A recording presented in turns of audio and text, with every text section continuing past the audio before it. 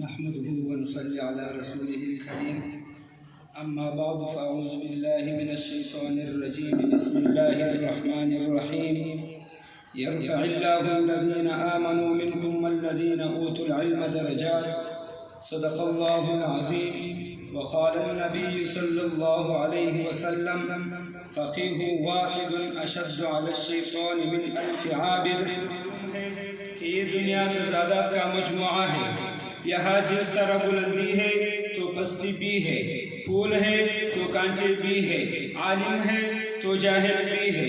غرض ایک چیز کی پہچان اور قدر و قیمت اس وقت معلوم ہوتی ہے جب اس چیز کی دوسری ضد موجود ہو۔ جیسے عربی مقولہ ہے تعرف الاشیاء بازدادها، اگر دنیا میں بھوک کا نام نشان نہ ہوتا تو شکنسری کی قدر کون کرتا؟ اگر بیماری نہ ہوتی تو صحت کی حفاظت کون کرتا؟ اگر جہالت نہ ہوتی تو حصول علم کے لیے انسان مشقت کیوں اٹھاتا؟ پس زمین کی پشت جب جاہلوں سے خالی نہیں تو ضروری ہے کہ علماء بھی موجود ہو۔ جب فرعون اور قارون کے وارثوں سے دنیا خالی نہیں تو ضروری ہے کہ انبیاء علیہ السلام کے وارثوں سے بھی یہ بزم جہاں خالی نہ ہو۔ بلکہ میرا دعویٰ ہے کہ دنیا میں کسی چیز کا وجود اتنا ضروری نہیں جتنا علماء کا وجود ضروری ہے۔ آپ لوگوں کو میرا یہ دعویٰ بہت بڑا معلوم ہوگا، مگر میں دلیل سے ثابت کرتا ہوں کہ اس دنیا کی بقا علماء حق سے مربوط ہے۔ اگر علماء حق نہ رہے تو دنیا بھی نہ رہے گی۔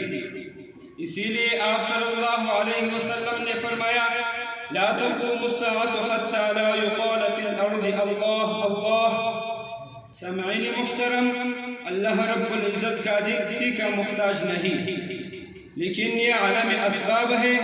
دنیا میں ہر چیز کے لیے کوئی نہ کوئی سبب ہوتا ہے، تو اسباب کے پیش نظر کہا جا سکتا ہے اگر دنیا میں علماء نہ ہوتے تو انبیاء علیہ السلام کے ورثہ نہ ہوتے، اگر علماء نہ ہوتے تو قرآن و سنت کی تراجم متاثر نہ ہوتی۔ اگر رب العزت نے علماء کو بہت اونچا مقام دیا ہے۔ علماء کی عظمت قرآن مجید نے یوں بیان فرمائی انما یخشی اللہ من عبادہ العلماء، اور دوسری جگہ فرمائی فاسألوا اہل الذکر ان کنتم لا تعلمون۔ علماء کی تعظیم و تکریم کا اللہ اور اللہ کے سچے رسول صلی اللہ علیہ وسلم نے حکم دیا۔ کبھی آپ صلی اللہ علیہ وسلم نے یوں فرمایا اعد عالما او متعلما او مستمعا او محبا ولا تكن الخامس فتهلك۔ کبھی یوں فرمایا ان العلماء ورثۃ الانبیاء۔ علماء حق نے ہر دور میں قربانیاں دی ہیں۔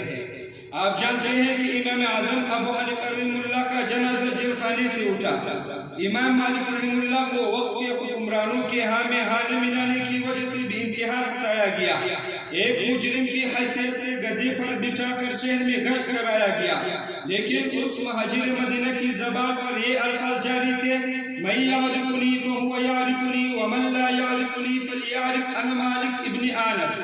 پھر آپ امام احمد بن حنبل رحم اللہ کو دیکھیں، خلق قرآن کے مسئلے میں آپ رحم اللہ پر مصیبتوں کے پہاڑ توڑے گئے مگر حق گوئی سے باز نہ آئے۔ اور جب انگریزوں اور عیسائی مشرقین کا جال بچایا گیا تو ان کا مقابلہ کرنے والے بھی علماء حق تھے جو علماء دیوبند کے نام سے مشہور ہے۔ اگر یقین نہیں آتا تو جاؤ ملٹا کی در دیوار سے پوچھو شیخ الہند محمود حسن رحم اللہ کون تھے، کراچی اور انڈیا کے جیلوں سے پوچھو سید حسین احمد مدنی رحم اللہ کون تھے، میان والی اور سکر کی جیلوں سے پوچھو سید عطا اللہ شاہ بخاری رحم اللہ کون تھے۔ افسوس ہے اس بات پر کہ آج ان علماء حق کو بدنام کیا جا رہا ہے، ان کو گالی اور تکلیف دیا جاتا ہے کہ مولویت نبی کی وراثت کا نام ہے، مولویت ناموس رسالت اور ناموس صحابہ کی جرأت کا نام ہے، مولویت امام اعظم رحم اللہ کی فقاہت کا نام ہے، مولویت امام مالک رحم اللہ کی جرأت کا نام ہے، مولویت امام احمد بن حنبل رحم اللہ کی استقامت کا نام ہے۔ وما علینا الا البلاغ المبین۔